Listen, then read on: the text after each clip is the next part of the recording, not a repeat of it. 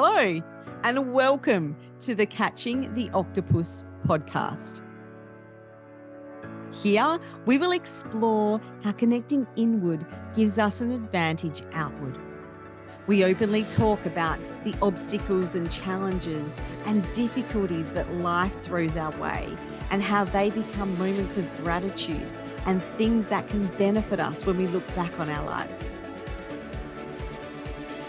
I'm your host, Niomi Hurley, and it is my mission to bring you top quality guests that will share with you openly their obstacles and also the techniques they use to go inward that strengthens the way that they serve themselves and others at the highest level.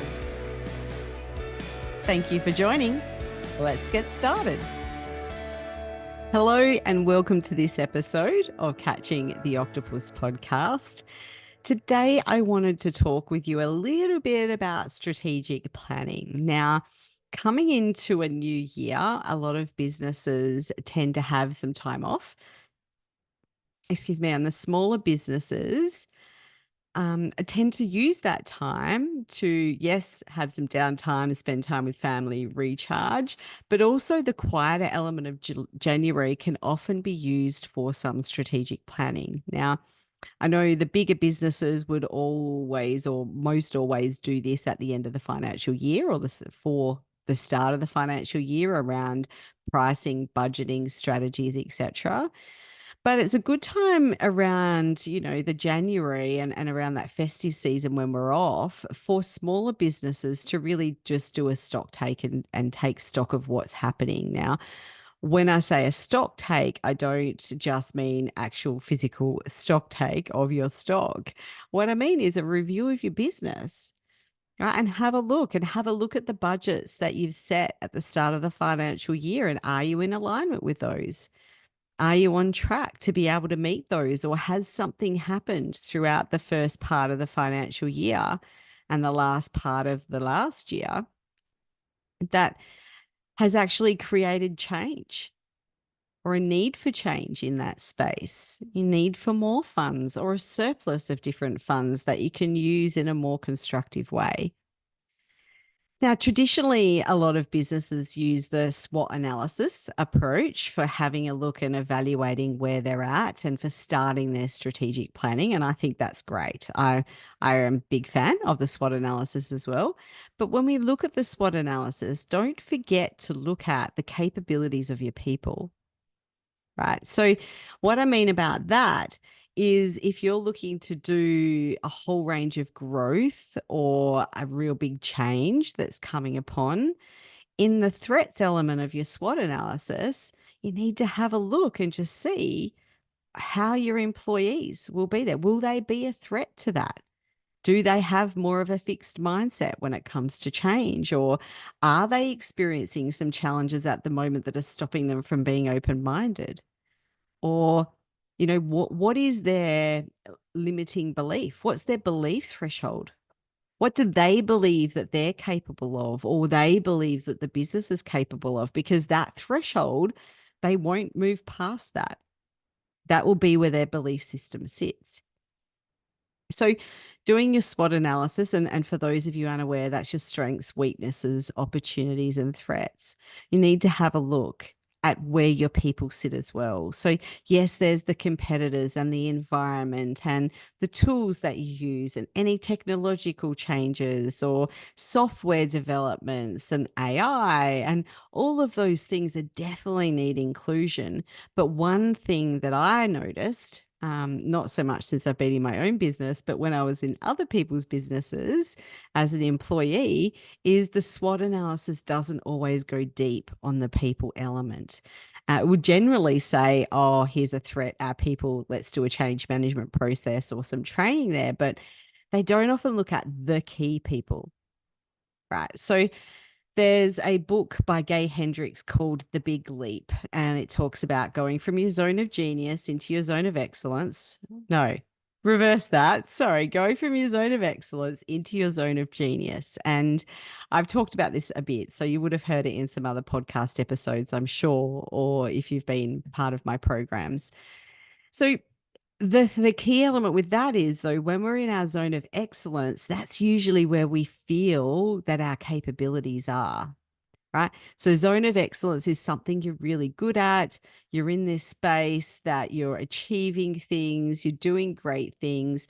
Might not always actually fill your cup, might make you feel tired, might drain your energy, but you're super good at them, right? But a lot of times, because you're super good at it, and because we're raised in a space of having expectations of, oh, if you're good at something, that's what you should be doing, right? Then that becomes a threshold for you. And very rarely would you hear someone that is comfortable in their zone of excellence go, oh, wonder what other amazing things would be available to me, right? I wonder what else is out there, or I wonder how I could push myself to go past this ceiling. And it doesn't happen a lot of the time. So as leaders, we tend to set that tone for our team members as well, right? Because we're in that space and our limiting belief tends to become their limiting belief, or our limiting belief tends to then govern the team that we attract, right? Because if we believe that this is all that we're capable of and this is all our team's capable of, then we're not going to attract someone into the team that has pie in the sky dreams, right? Because without even consciously realizing, we're going to squash those down straight away. And we're not going to squash those down because we are trying to put the person in their place, or because we don't like the person, or anything like that. It's just that we don't believe that what they believe is possible is actually possible. And so there may be people in your team the reverse of that, right? You might, as a leader, have this real great open mind that thinks that anything is possible and is always striving towards well, it's not even a glass ceiling, that topless ceiling, can I say that? Right? You might be striving towards those big pie in the sky dreams. Yet you might have people in your team that see the ceiling above them and don't believe that the dreams that you believe are possible. And so when you're doing a SWOT analysis, these are the things that need to also be considered, especially if you're looking at a space where you want to grow the business or you want to have change. Now, as leaders, you can do your own mentoring, coaching, and those sorts of things, but sometimes businesses will bring in external people to come in, because it's kind of like if you've been in a long-term relationship and your partner gives you advice on something. Oh, you should do this or you should do that. And sometimes we tend to just go, oh, yeah. But then a friend can come in and go, oh, you should do this or you should do that. And you're like, great idea. You even go back to your partner and go, hey, just had this great idea. And it was kind of their idea that you dismissed before, right? Happened before? Yeah, I think it's happened to everyone. If we haven't done it to someone, we've had it done to us, right? So that's a kind of thing that we need to have awareness of as a leader is, what are we setting up in our teams and where do we sit? Are we being that positive driving force that actually brings the team on that same journey? Or are we seeing things as being difficult and then creating those limiting belief ceilings for our team members as well, and holding the whole business back from being able to go to that next space? So, looking then at, in your SWOT analysis, what are some of the strengths? Identify some of the team members that have really great ability and what are their strengths. Is it the way that they think about things? Is it the way that they view things? Maybe they have glass half full, versus someone with glass half empty. Or maybe it doesn't matter because the glass can be refilled kind of person, right? So there's not even a limit on either one of those spaces.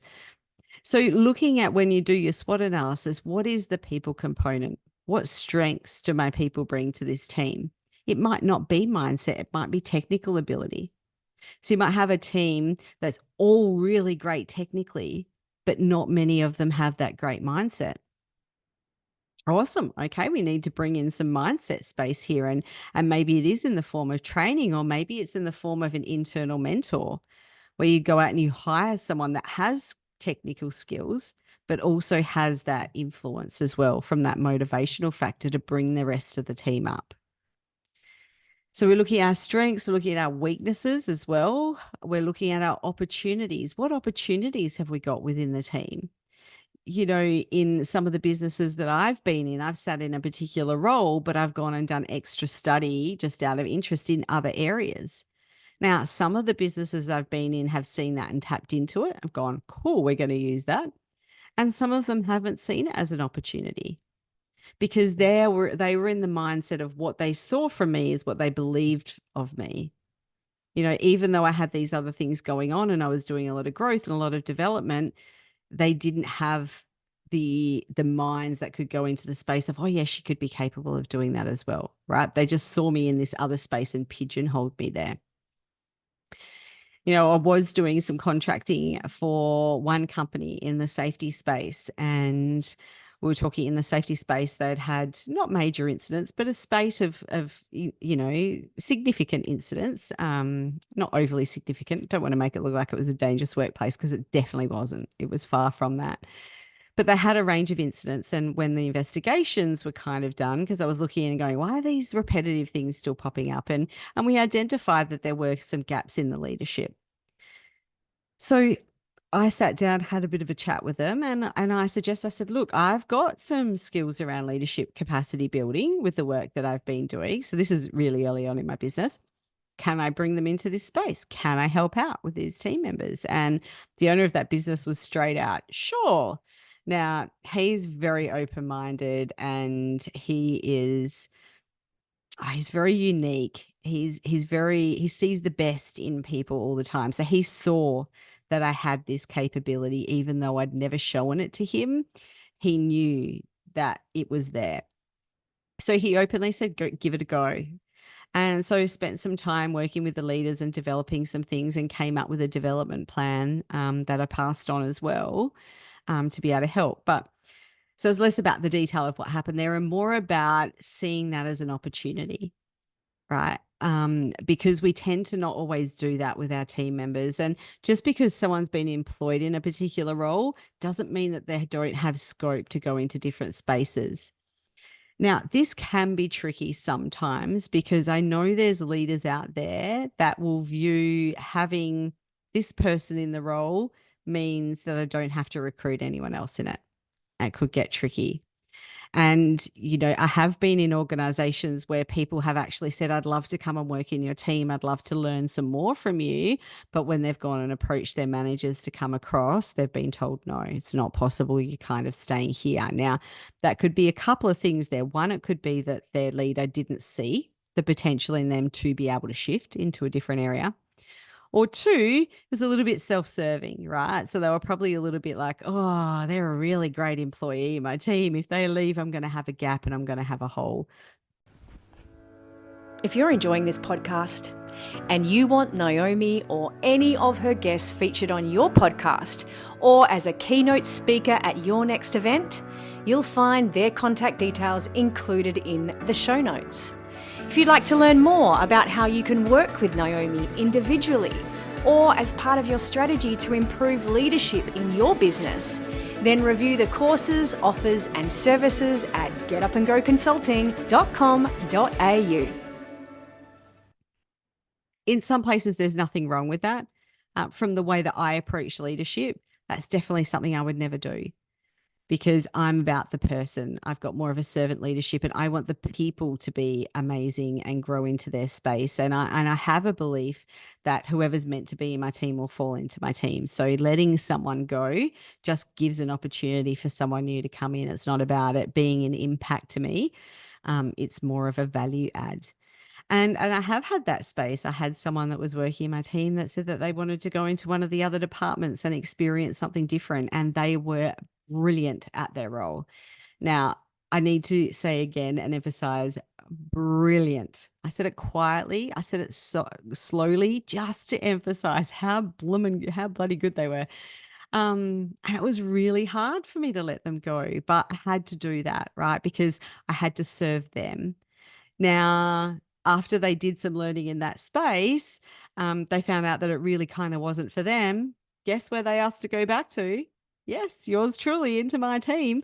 And I got that brilliance back and some, right? Because they had extra awareness, extra learning, and extra growth that they brought back. So don't always if you're holding your employees back because of your own limiting beliefs, then that's not fair on them. And that's not fair on the business. That's not fair on the team. That could create real greatness if you let people come in and out of your team rather than just holding them and keeping them stuck. Because if someone's stuck in a role and doesn't feel like they're going to be able to move around and learn and grow, then one, they're not going to feel valued. Two, they might have resentment, so their performance at work is going to suffer. And three, look, there's probably 10, but I'm just going to cap it at three.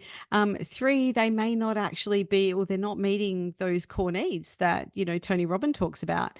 One of the elements of the spiritual needs of contribution and growth. And they may not feel like they're contributing anymore, and they may not feel like they're growing. And if that's the case, they're more than likely going to leave anyway. They're either going to be displaying presenteeism, which is they're there, but they're not actually performing at their highest best. Or there's absenteeism where they're just not there. They're not showing up. They're calling in sick or whatever, or they're just going to leave altogether.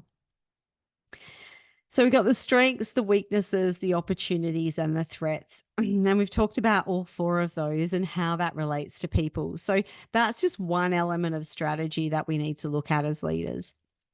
Now, if you're in a small business, it might also be the time that you look at price increases. So you might have that set for the financial year. That might be how you do things. But I know there's some businesses that still work on calendar year and come out of the end of the 2023 or 2022 or whatever year it is, and go into the new year looking for what they want to forecast to happen. So this might also be prevalent if you've reviewed your financial aspect and you find that you're not meeting some of the budgets that you thought you were going to meet, or you're not yet in the profit area or the revenue area. And you may feel that you're working really, really hard, but everything around you's gone up.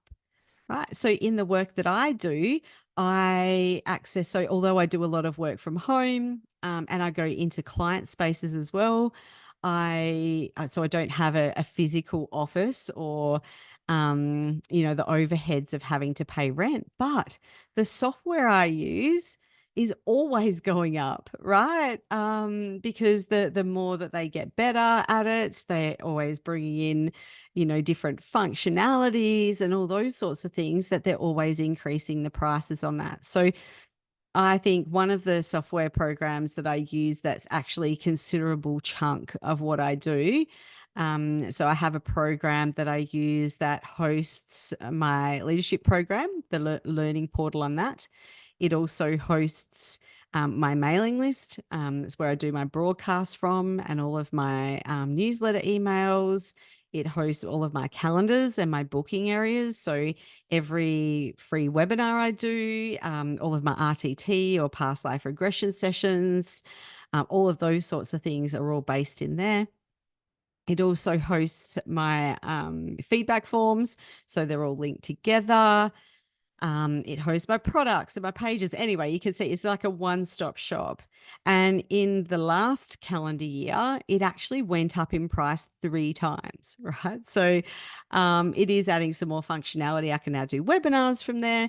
And they're now soon bringing out the ability to do an app, but all that costs money. Right. And so to be able to deliver that software for me to be able to use that so I can pass on through my clients, they have to increase the prices. So that's just one software program I use. And I think I did a tally over the break, and there's something like 10 different pieces of software or subscription based material that I use. Even just this podcast. Even though it's a cost-free service that I provide to people, that still incurs a cost by me just because of the programs that I need to use to edit it, programs I need to use to convert audio, programs I need to use to actually put through all of the streaming platforms, and then my time to do all that editing as well, so everything has a cost element to it. And it might be the time of year where you're actually reviewing that in your business and going, oh, things aren't quite aligning the way they need to. So it may be the time that you choose to do price increases. So that's another thing from a strategy perspective that you may need to look at. So that might come in as part of your SWOT analysis as well, right? So you've looked at the people element, then you're looking at the cost element. Then you might even go to the point where you look at the marketing element. Okay, how's my marketing doing for me? Marketing, again, is something that shifts all the time. Unless you're a super big business that has long-term contracts, if you're one of the businesses I worked in was really big, and most of the marketing that they did was from networking spaces and relationship building, right? That's all they needed to do. And just to get on a tender list. And once they're on a tender list, it was just down to pricing and deliverables. And if they packaged up their tender right, cool, they got down to a short list and they could then go and pitch themselves. So kind of like getting a job, I suppose. But for smaller businesses, that may not always be the case, right? Especially businesses like mine that does have a corporate element. So there is a networking element with mine, and there is building relationships in that space. But I also have members from the public that just contact me and go, "Hey, I need to have a session with you. How do I go about doing that?" So we need to reach those people. And traditional forms of marketing, I'm kind of finding a changing right now. We're in this big change of the marketing space. So people that used to use Google advertising for everything are probably finding right now that they're not having as huge success rates. And people that used to use Facebook advertising or LinkedIn advertising or Instagram advertising probably aren't having as great success rates at the moment. And we're in a space where we've just been overwhelmed with information, and competitors can come from anywhere. It's not just the people in your town now. So when you're looking at the threats in your SWOT analysis, you need to have a think about as well, what about people outside of town? Can people approach my clients and work from an online space? It's a global market. Are there people from different countries that have different money valuations coming into this space and offering things a lot cheaper? Now, for someone like myself, the work I do is based off of me. So yes, there's other people around the place that do similar things to me, but they don't do me, right? So there's no real competition to the work that I do in particular. If someone connects with me, they're going to work with me. They're not going to connect. It's not like buying a widget. Or what was I looking for the other day? I was looking for my kids for Christmas some LED lighting. So it's not like we're looking for those LED strips, and you can go and you can search 4 or 5 different stores that all sell LED strips and find out which ones are the best product for you at the cheaper price. So I'm in a different space, but there are businesses out there that do that, right? And they can't just work off their brand.